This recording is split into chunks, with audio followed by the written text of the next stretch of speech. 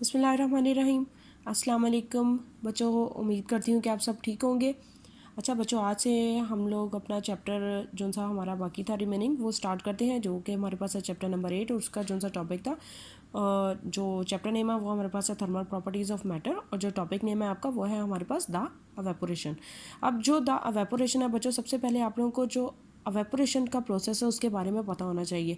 Evaporation में basically ये होता है कि इसमें जो लिक्विड है वो चेंज हो जाता है वेपर्स में, और ये किसी भी टेम्परेचर पर होता रहता है। मीन टू से इसके लिए एक फ़िक्स टेम्परेचर नहीं चाहिए होता, ये किसी भी टेम्परेचर पर हो जाएगा और इसमें लिक्विड को गर्म करने की भी ज़रूरत नहीं है। इसके सबसे बड़ी एग्जांपल आप लोग देखते हो द एवापोरेशन की।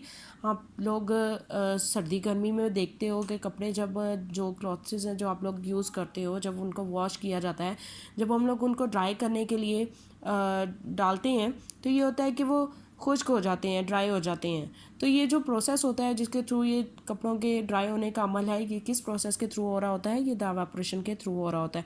और जो बेसिक चीज़ इसके ऊपर डिपेंड करती है वो ये होती है कि टेम्परेचर का कितना रोल है। अगर टेम्परेचर ज़्यादा है तो कपड़े जल्दी ड्राई हो जाएंगे, अगर टेम्परेचर कम है तो क्या जो कपड़े हैं वो लेट ड्राई होते हैं।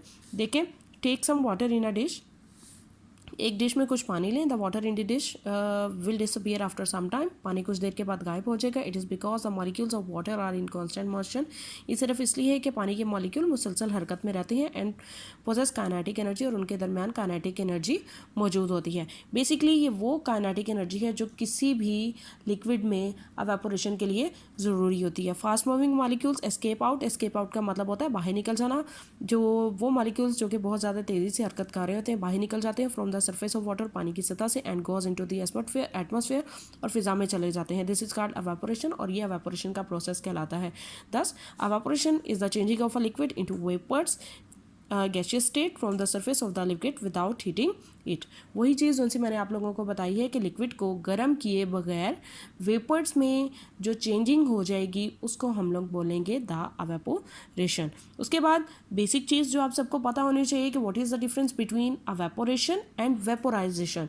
जो अवेपोरेशन है बच्चों, ये किसी भी टेम्परेचर पर होता रहेगा। प्रोसेस जो है किसी भी टेम्परेचर पर कंटिन्यू रहेगा, लेकिन जो वेपोराइजेशन है इसके लिए एक फ़िक्स टेम्परेचर चाहिए होता है। और जो बेसिक बात है वेपोराइजेशन में, किसी भी जो हमारे पास लिक्विड है उसका जो सा बॉइलिंग पॉइंट होगा वो उस लिक्विड में जो सा है वो वेपोराइजेशन के प्रोसेस में होता है।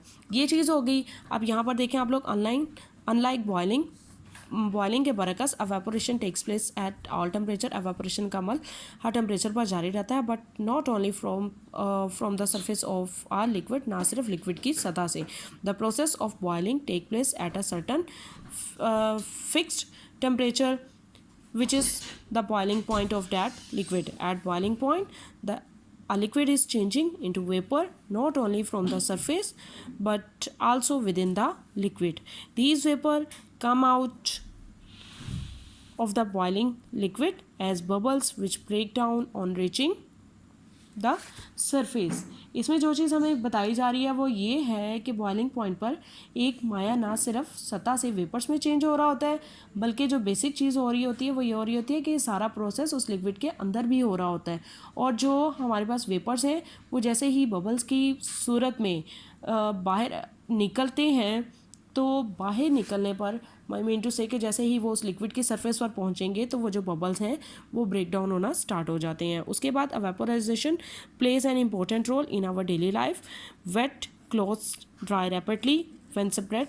गीले कपड़े जल्दी सूख जाते हैं जब उनको फैलाया जाता है। Evaporation causes cooling. एवेपोरेशन ठंडक पैदा करने का सबब बनता है। During vaporisation fast moving molecules escape out from the surface of the liquid.